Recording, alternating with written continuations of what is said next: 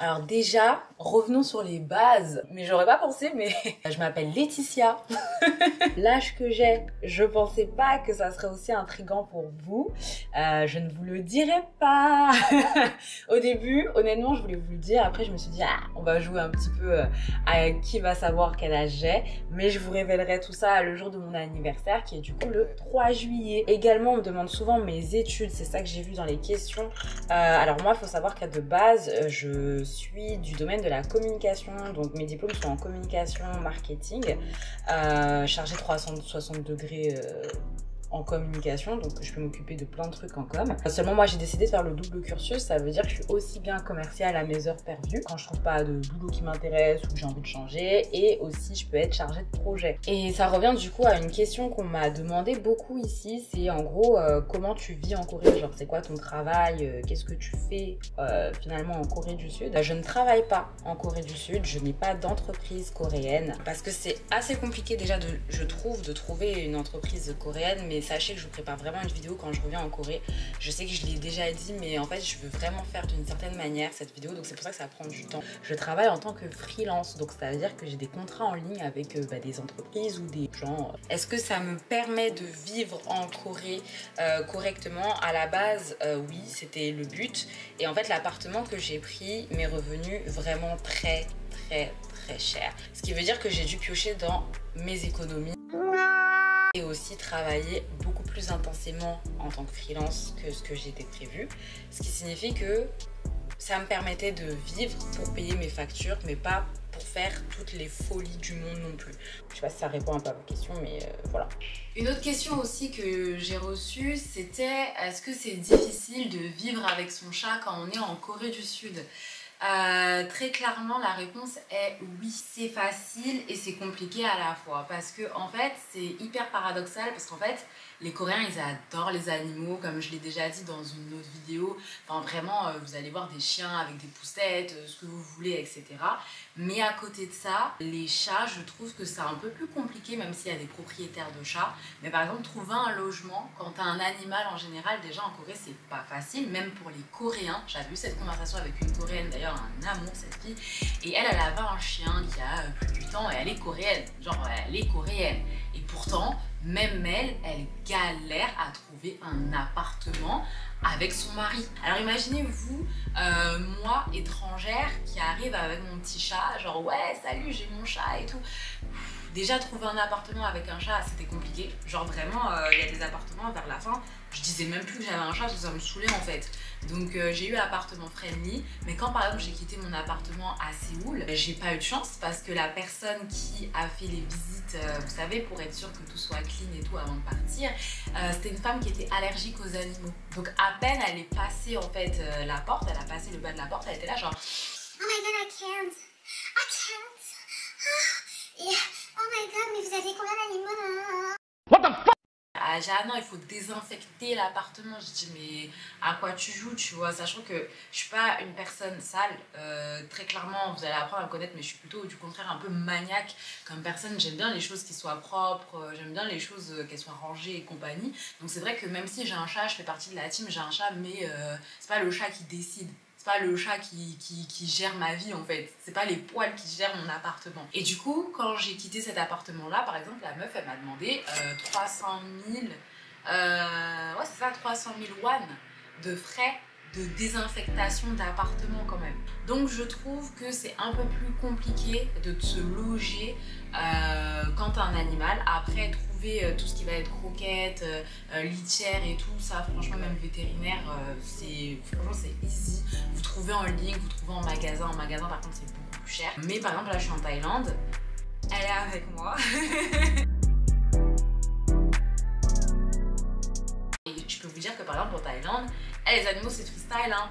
Ah ouais, les propriétaires ils ont vu, les hôtels ils en ont rien à faire. C'était en mode vous voulez qu'on vous rapporte des petites croquettes, des petits trucs pour votre chat. Donc tu sens que ouais, en fait c'est beaucoup plus compliqué de vivre en Corée avec un animal de compagnie. Une question aussi qui m'a été posée et que j'ai adoré, c'est quoi ta musique en ce moment préférée? Parce que c'était quoi déjà? Parce que j'ai vu qu'en gros tu aimes beaucoup la musique, mais bien sûr. Moi, sachez que la musique, c'est trop ma vie. J'aime trop ça et je pense que vous le ressentez déjà dans mes vlogs. Si vous me suivez sur Insta, vous savez déjà que je poste beaucoup de musique. Et ma musique du moment, vu que je suis en Thaïlande et que je suis pas thaïlandaise, hein, on est toujours coréenne, tu connais. Mais...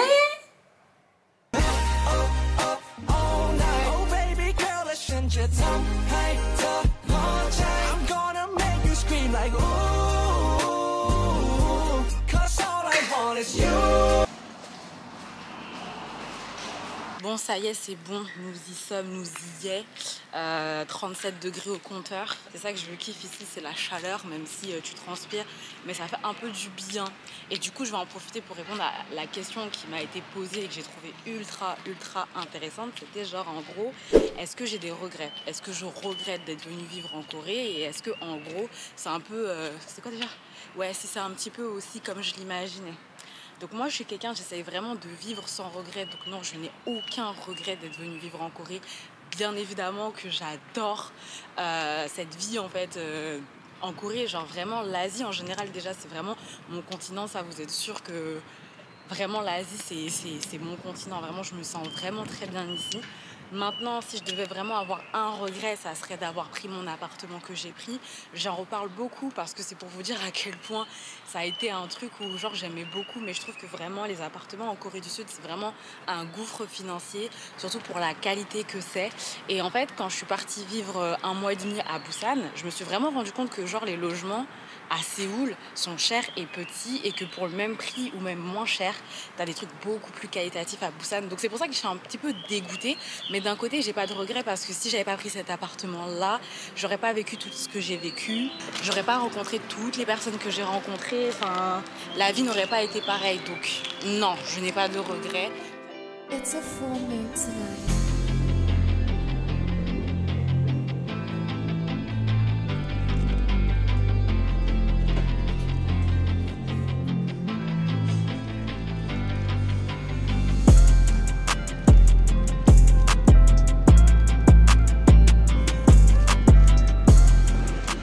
Pourquoi je vous dis que c'est le bled ici, c'est parce que aussi vous m'avez demandé, mais je suis d'origine guadeloupéenne et aussi congolaise. Donc du coup, la Thaïlande pour moi, je vous jure, c'est le bled. Je retrouve tellement de choses, j'ai l'impression d'être à la maison, donc je kiffe.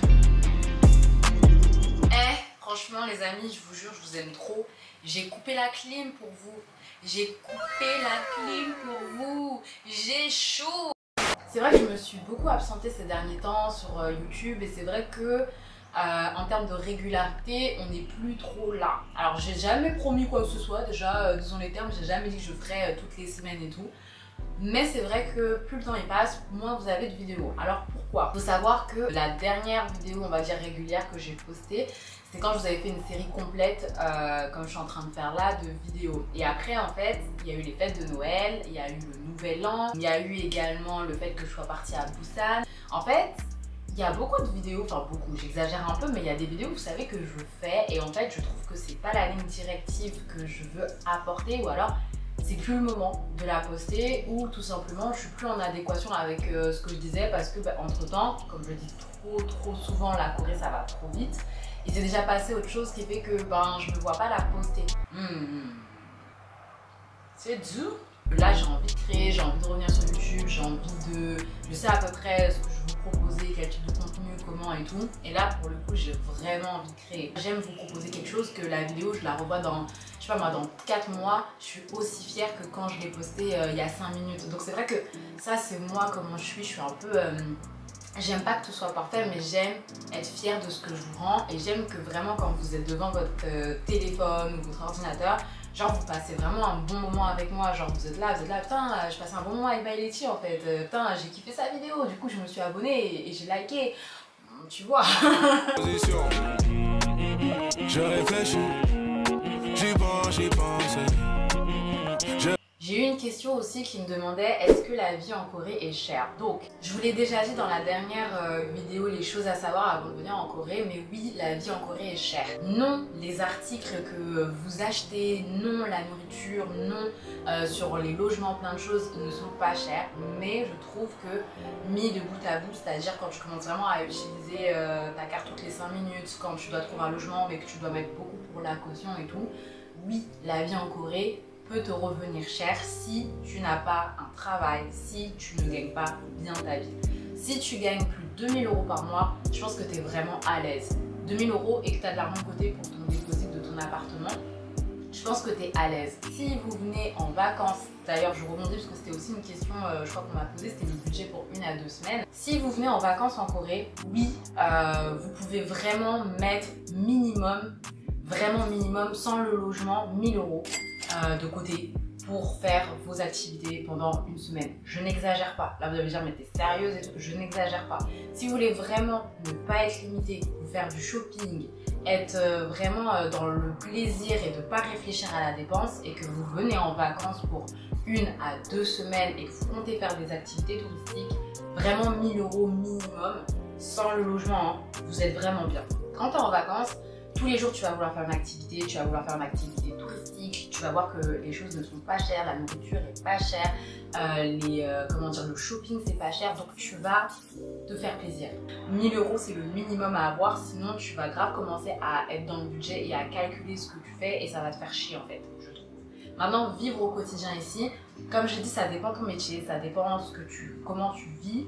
Maintenant, si t'as pas envie de te priver, t'as pas envie de manger au 7 tous les jours, t'as pas envie de ne pas avoir d'amis ou de sortir, il te faut de l'argent.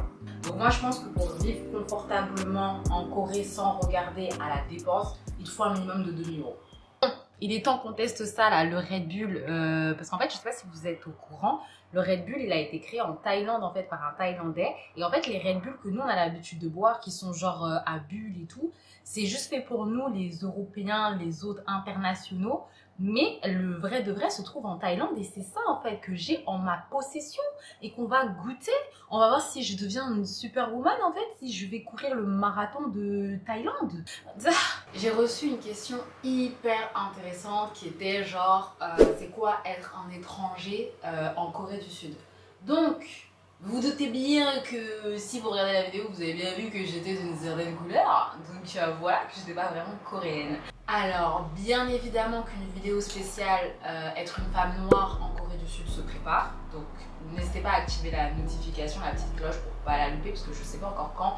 Parce qu'encore une fois, j'ai un truc dans ma tête que j'ai envie de faire. Donc voilà. Mais il faut savoir qu'en Corée, il y a 2 choses. Il y a être étranger et il y a être noir. Ce qui est complètement différent. Il faut savoir que pour les Coréens, on est tous des étrangers. À partir du moment où tu n'es pas coréen, tu es un étranger. Carrément, même des Coréens qui sont coréens, tu vois, mais qui vivent à l'étranger ou qui ont été éduqués à l'étranger, même pour les Coréens de Corée, ce ne sont pas des Coréens coréens, ce sont des Gu, genre des Coréens pas 100% coréens. Pour vous dire à quel point vraiment on est dans un pays de distinction. Vraiment, on est dans un pays où t'es coréen ou t'es pas coréen. Tu vois, t'es coréen 100% ou t'es coréen...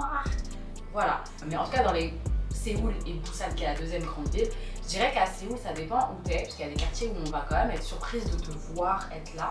Mais sinon, en réalité, c'est de plus en plus accepté parce qu'il y en a de plus en plus des étrangers et que il y en a beaucoup des touristes, etc. Donc quand tu es dans les quartiers un peu où c'est normal de croiser des étrangers, ils vont pas forcément prêter attention à toi. Il y en a certains qui vont te regarder, hein, bien sûr, comme tout, mais ça va pas être malsain, ça va pas être bizarre, ça va juste être une étrangère. Une personne comme toi, tu vois, t'arrives, tu vois un Allemand, tu vois que c'est un Allemand, tu vas le regarder 2 secondes parce qu'il a un style allemand, puis tu vas passer à autre chose. Donc tu vas avoir ce cas de figure là. Et tu vas avoir le cas de figure où être étranger, c'est pas accepté. Ou par exemple, tu vas aller dans des boîtes, tu vas vouloir aller dans des clubs qui sont spécialement pour les Coréens. Et même si tu as ta carte de résident, ton visage, ton faciès fait que tu n'es pas coréen ou coréenne et du coup, tu vas pas pouvoir rentrer dans le club. Et ça, vous, je sais que vous allez être choqués, vous allez dire quoi? Mais on est en 2024 en fait. Ouais, mais en fait, je sais pas comment expliquer, c'est normal. Genre, on accepte. Parce qu'en fait, en tout cas, moi j'accepte, il y en a qui acceptent pas, mais je suis pas là pour refaire les règles du pays. Je pars du principe que c'est pas mon pays de base. Il y a des endroits où, malheureusement, surtout quand il s'agit de clubs, de bars, il y a beaucoup d'étrangers qui ont été acceptés et qui sont foutus le bordel. Clairement, ils ont foutu le bordel, ils se sont permis tout et n'importe quoi. Et en fait, les Coréens, ils n'ont pas forcément envie de répéter l'expérience, donc ils mettent un panneau en disant à l'étranger. Donc ouais, c'est dommage. Mais quand vous irez à Hongdae, quand je précise à Hondé, pas forcément à Taïwan, mais à Hondé, et vous verrez parfois le comportement de certains étrangers, en vrai, faut pas être choqué, tu vois, faut pas être choqué, genre. Par contre, sans vous teaser la prochaine vidéo, être une femme noire et valoir moins qu'une femme blanche dans certaines circonstances, non pas parce que tu n'es pas jolie, non pas parce que tu n'es pas intelligente ou que tu ne parles pas, juste ton physique qui est coloré, qui fait qu'on ne va pas te choisir dans certaines situations. Là, ouais, ça te fait bizarre. Eh, vous voyez, on va s'arrêter là. Je ferai une vidéo plus longue parce que vous avez vu, j'ai commencé à vouloir sans rentrer. On va s'arrêter là, mais vous avez compris. Donc, c'est pour vous dire que c'est un sujet très intéressant, beaucoup trop long que je ferai une vidéo spécifique, mais j'espère que ça répond quand même à ta question, toi qui as posé cette question. Alors, ça s'appelle ça les questions un peu plus simples à répondre, c'est moins compliqué. Oui, c'est vrai que c'est difficile de trouver des vêtements quand vous faites du XL, du XXL ou parfois même du M. En France, je fais du S, parfois en fonction de comment je mange et comment le pantalon, voilà, adapte cette partie de mon corps. Je fais du S ou du M, mais grosso modo, je fais du S. Ben, ici, le S parfois ne me va pas. Parfois, je suis obligée d'aller taper dans du M et le M, parfois, il est là en mode mange pas trop de tteokbokki. Tu vois ce que je veux te dire? Donc oui, effectivement, c'est un peu compliqué. Si vous avez une taille un peu large, vous allez vraiment peut-être vous sentir mal en Corée du Sud. Ça fait des semaines qu'on se tourne autour, sans se dire les choses, une éternité qu'on se fait la cour. Cette question, la question qui m'est revenue aussi 2, 3, 4 fois. Tu comptes vivre où? Est-ce que tu comptes vivre à Busan? Est-ce que tu comptes vivre à Séoul? Sachez que de base, j'avais fait une vidéo complète quand j'étais à Busan où justement j'y répondais de A à Z. Mais j'ai hésité et j'hésite encore à la sortir parce qu'en fait je me dis, ça date. Mais sachez que je ne sais pas. Je ne sais pas. C'est-à-dire que moi, franchement, Busan, j'ai kiffé. Enfin, vraiment, Busan, c'est vraiment ma ville de cœur. Je m'y sens bien. Je trouve la vie là-bas, elle est qualitative de fou. Le fait de pouvoir aller à la plage, le fait que ça soit moins cher, le fait que les gens soient plus sympathiques avec toi et tout. Franchement, j'ai kiffé. Il faudrait que je sache c'est quoi une vraie vie à Busan. C'est-à-dire que je reviens à Busan, j'ai un appartement à Busan, j'ai des vraies connaissances, peut-être amis, en tout cas une vie sociale sur place pour vous dire. Mais c'est vrai que je me sens plus créative à Busan, je me sens quand même plus épanouie, plus dans la joie. Je sais que c'est des commentaires que j'ai reçus en DM quand j'étais sur Instagram et que je postais tous les jours des stories et tout. Vous aviez l'air de kiffer. Je sais que grâce à mes stories, je sais qu'il y en a beaucoup d'entre vous qui ont décidé d'aller à Busan et de, comment dit-on, de prolonger, pas juste rester 2 jours mais d'y rester plus longtemps. Donc ça me fait ultra plaisir parce que déjà j'ai pas eu le temps de tous vous dire merci, mais vraiment ça me fait plaisir parce que je vois que ce que je vous montre au quotidien ça a quand même un impact et que genre ça vous montre qu'il n'y a pas que Séoul en fait et qu'il y a de belles choses et de bonnes choses à voir à Busan. Séoul, ça reste Séoul, c'est quand même Séoul. Vous voyez ce que je veux dire? Séoul c'est Panam, tu vois. Panam. Ah oui, j'ai pas dit, je viens de région parisienne et ça aussi, bref, on en reparlera plus tard. Enfin, c'est le moment en fait. Je viens de région parisienne, mais plus précisément du 94, 9-4 représente et tout. Donc voilà, mais j'ai toujours été entre Paris et 9-4, donc je suis pas parisienne, 9-4, mais Paris tu connais. Donc voilà, petit aparté. Mais en gros, Séoul, ça reste Séoul. Quand c'est pas la période estivale, c'est un peu plus compliqué. On va dire ça comme ça. Par contre, quand c'est la période estivale, c'est le feu. C'est le feu, c'est le feu, c'est le feu jusqu'à pas d'heure. Donc, je suis un peu entre le cul, entre 2 chaises. Donc, je vous avoue que même moi, je sais pas. Là, je vais quitter la Thaïlande. Je sais pas si je vais poser mes petites fesses à Busan ou si je vais à Séoul. Mais là, j'ai plus envie de faire un... Je reste à Busan, mais je fais des allers-retours Busan-Séoul. Voilà. Je sais pas si ça vous aide, mais moi, je sais pas.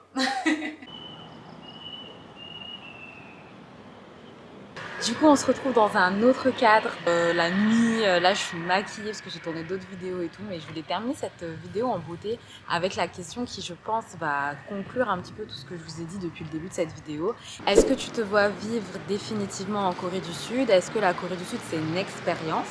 Et si ce n'est pas la Corée, est-ce que tu te vois vivre en Asie ou quelque part d'autre? Alors cette question elle est hyper pertinente parce que en fait depuis que je suis ici, depuis que je suis arrivée justement en Corée et que j'ai vécu toutes mes péripéties, j'arrive dans cette phase de qu'est-ce que je fais après. Est-ce que je décide de forcer pour rester en Corée? Est-ce que la Corée, c'est mon pays, entre guillemets, où je me vois vraiment rester 2, 3, 4, 5 ans? Ou alors, en réalité, c'est juste une passade pour le prochain chapitre de ma vie? Écoutez, je suis un petit peu, je sais pas. Parce que je sais que quand je suis arrivée, on était plus sur on va poser les bagages et on va rester archi longtemps en Corée.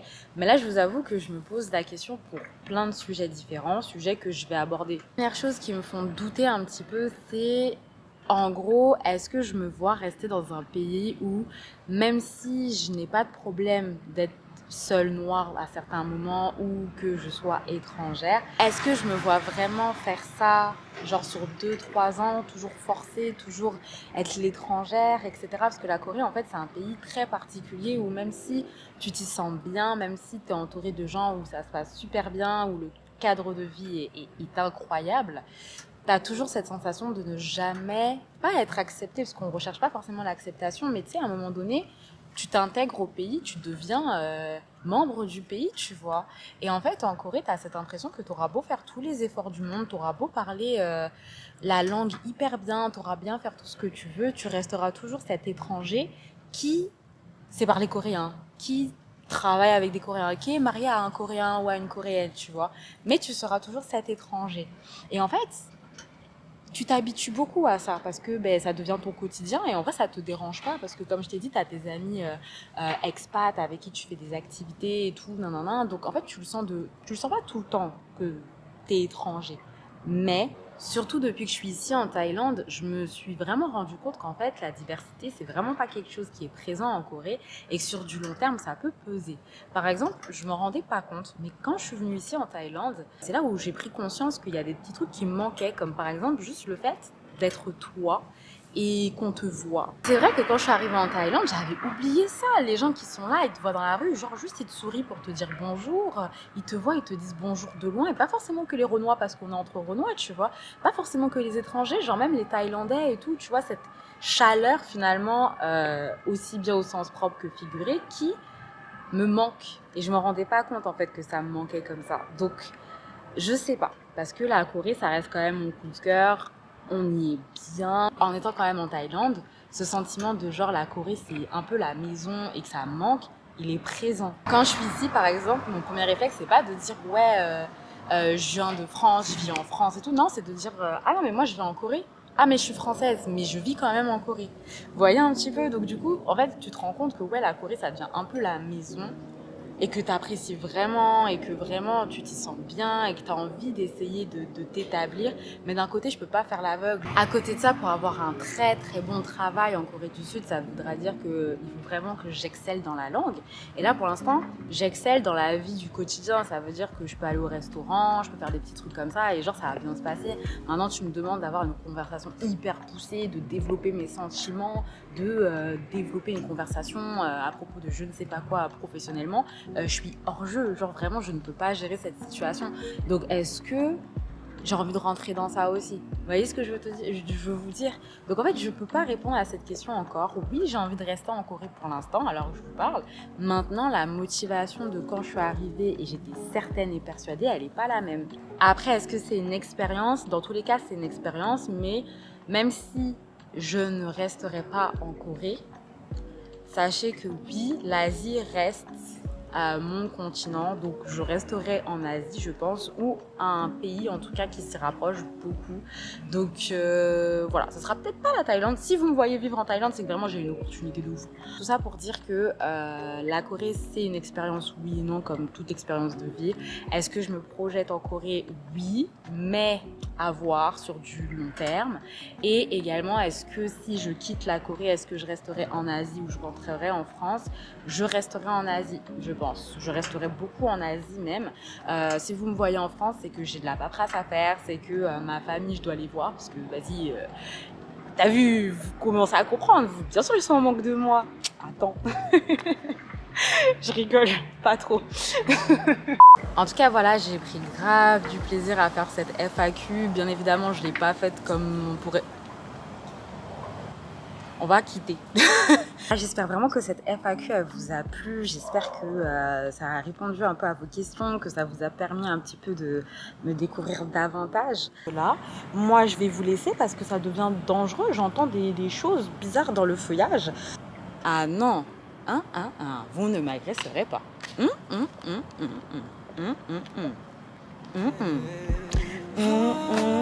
Et tu vois, on a failli tomber encore.